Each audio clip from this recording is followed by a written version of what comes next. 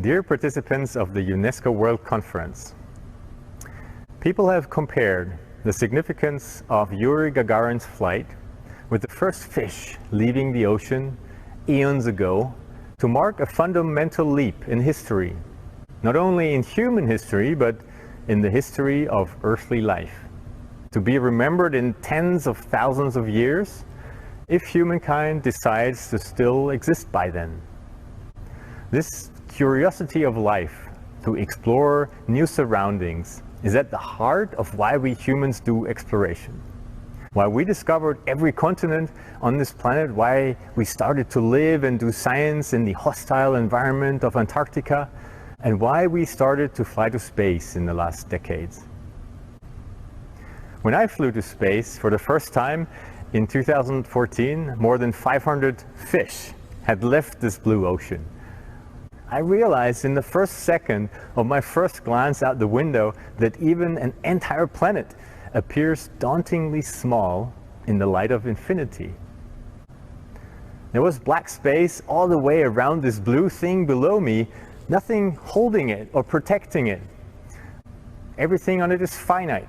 What we will use up will be used up. The ocean turned out to be merely a lake or a pond.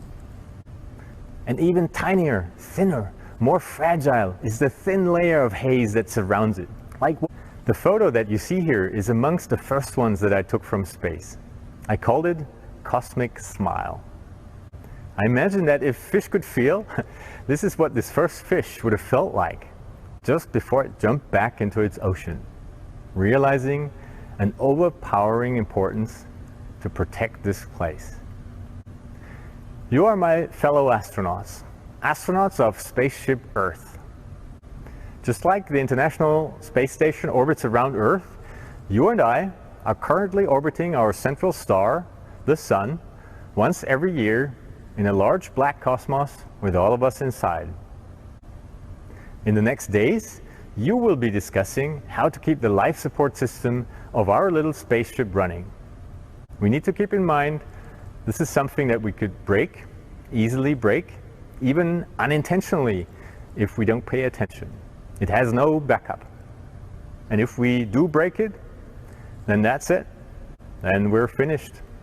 Then human history will end. There is no planet B. Therefore, I would like to leave you with this perspective today. The perspective of a fish looking back, not at an ocean, but at a pond.